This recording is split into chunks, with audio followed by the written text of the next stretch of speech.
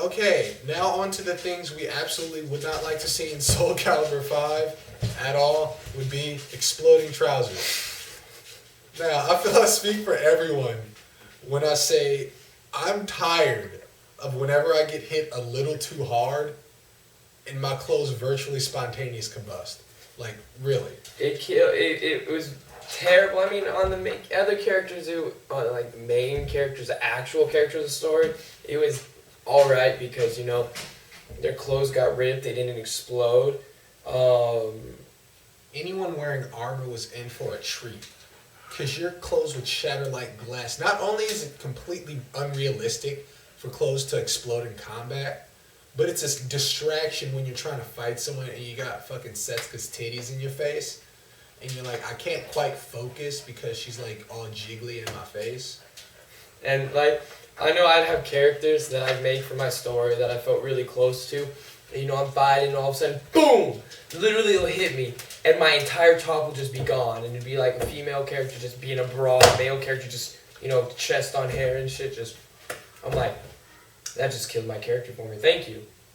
You know, I mean, I can understand if it gets damaged, and if they can't even do this, it may be asking a little too much from the Soul Calibur team, Project Soul, but, you know, even where it's not always the same damage, that's the one thing that kind of bothered me is, you know, every time, like, Amy, you know, got hit on her skirt too hard, dress, I don't know what it is, you know, it had the same cuts in it and stuff, it's like, that's pretty cool, you know, if it was at least, like, 3 different variants or something, I don't know, but it literally be like this, poof, like hitting a bird with your car, just the feathers, poof, just the clothes and armor, poof. It was a stupid system.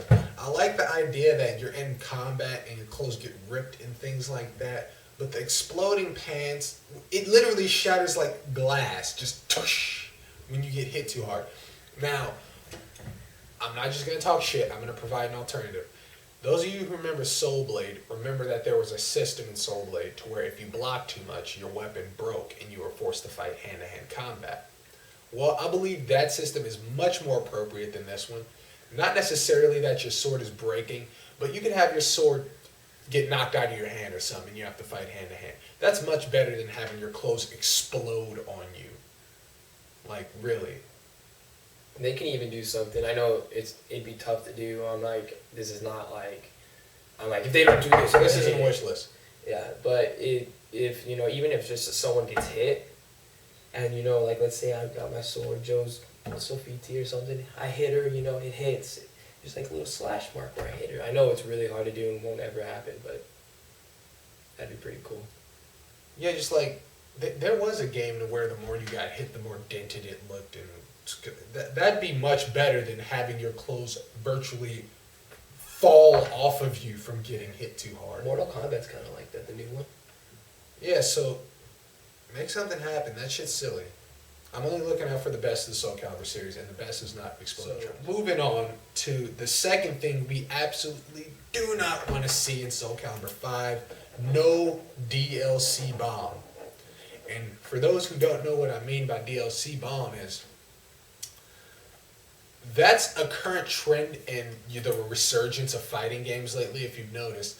You release a game with a meager roster, and then later release characters that are already on the disc as paid DLC. I'm not going to name any names of games who are doing this, even though it's like most fighting games nowadays. Marvel vs. Capcom 3. But we do not need... If I pay for a video game and there are characters on the disc, those are mine. I shouldn't have to pay for those. I'm not going to rant, but I am going to say, do not follow in the footsteps of all these games who are doing that nowadays. I know money's tight, but this isn't helping.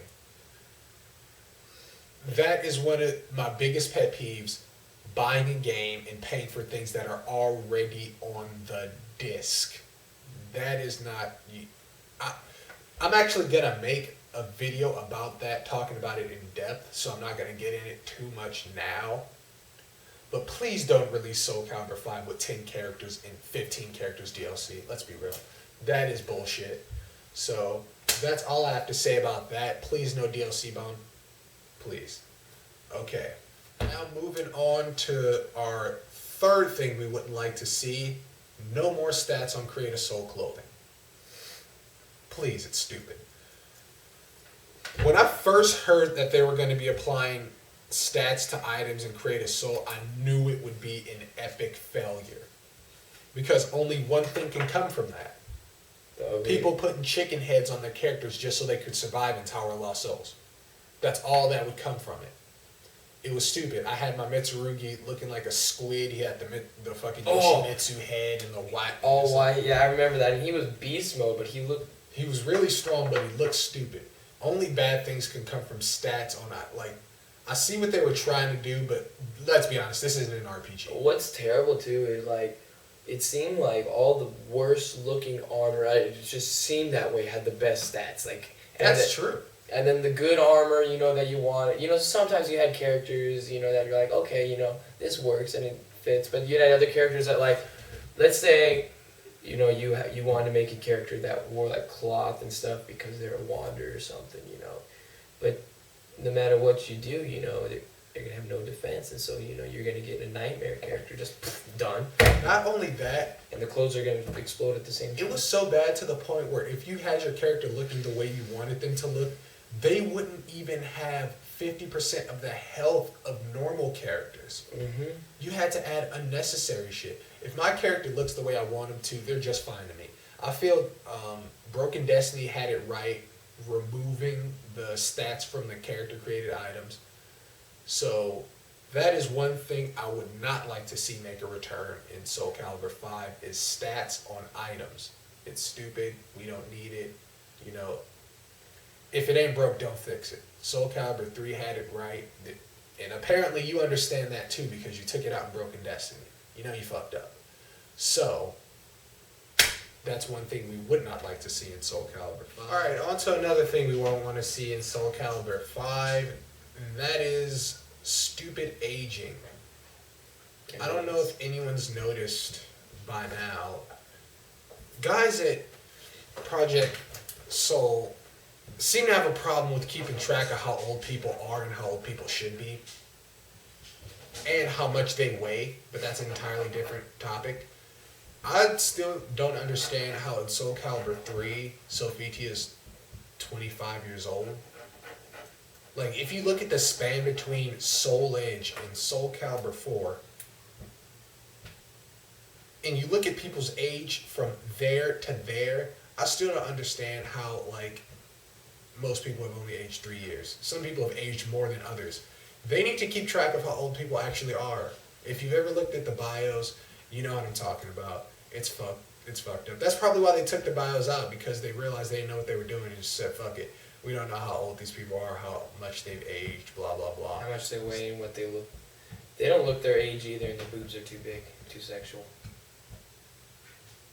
Come on, bro. But seriously, though, I don't want to see Ivy in Soul Calibur. As a matter of fact, I don't want to see Ivy in Soul Calibur 5 anyways. It's 17 years in the future. Why would she still be there? And knowing Project Soul, they'd probably bring her back looking hotter than ever. Like she de-aged 10 years.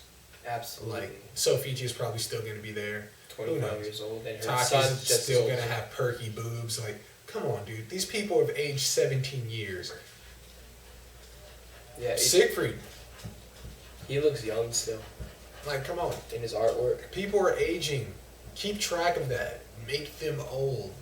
There are people who could still stick around. I know, like Raphael, he's a vampire. Ivy, possibly, because of her dealings with magic and shit like that. Amy's a vampire, too.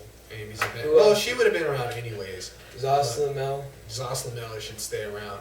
But honestly, keep track of the fact that these people are aging, and there's no reason for Ivy to be running around in her 40s in a fucking hooker boots and fishnets trying to look for Soul Edge. Like, come on now.